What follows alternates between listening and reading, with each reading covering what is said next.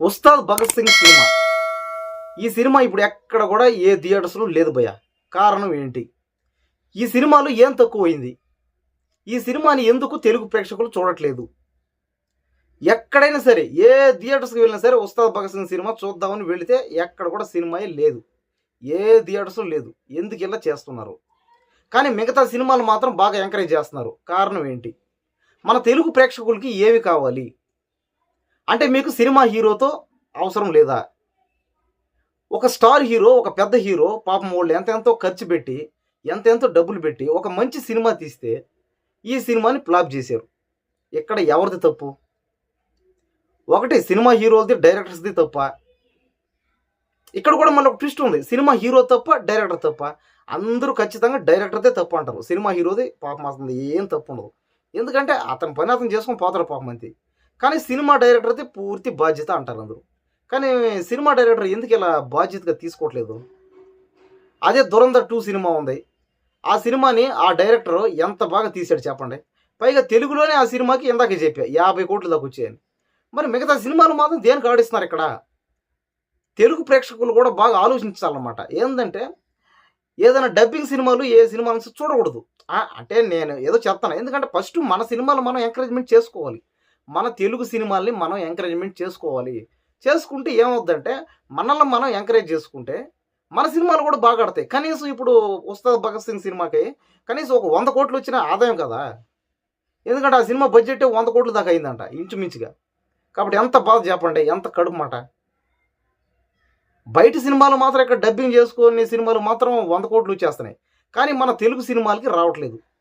ఎవరిది ఇక్కడ తప్పు? కాబట్టి ఆడియన్స్ అయితే బాగా ఆలోచించాలి.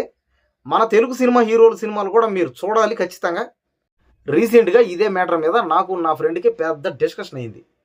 నా ఫ్రెండ్ ఏమంటాడంటే, మన తెలుగు సినిమాల్లో సినిమా హీరోతో పని లేదు. అంటే సినిమా హీరోతో అసలు మనకి ఏం సంబంధమే లేదు.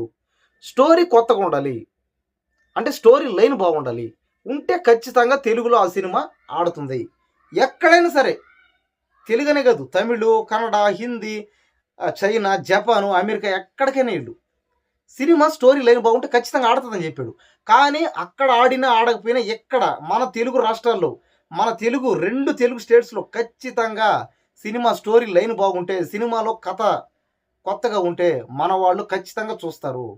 సినిమా హీరో ఏగైనా పర్లేదు, దోమైనా పర్లేదు, కుక్కైనా పర్లేదు, నక్కైనా పర్లేదు, పులైనా పర్లేదు, చీమైనా పర్లేదు, దోమైనా పర్లేదు, సినిమా హీరో ఏదున్నా పర్లేదు, ఖచ్చితంగా మన వాళ్ళు చూస్తారు. ఫర్ ఎగ్జాంపుల్ సినిమాలే చూసుకో నువ్వు కావాలంటే అన్నాడు. అంటే నేను అప్పుడు ఆలోచించా, ఇదేందబ్బా కరెక్టే కదా వీడు చెప్పింది కూడా అనుకున్నా. ఏంటంటే మన తెలుగులోనే కాదు, ఎక్కడైనా నాకు తెలిసినంత వరకు అయితే ఎక్కడైనా సరే సినిమా హీరోలతో అవసరమే లేదు. స్టోరీ లైన్ బాగుంటాయి. సినిమా హీరోగా నువ్వు చేసినా, నేను చేసినా, చీమ చేసినా, దోమ చేసినా, ఎవరు చేసినా, చెట్టు చేసినా సరే తీసే ఓటర్ని తీస్తే చూపించే ఓటర్ని చూపిస్తే అందరికీ ఆ సినిమా దేనికి ఆడదు.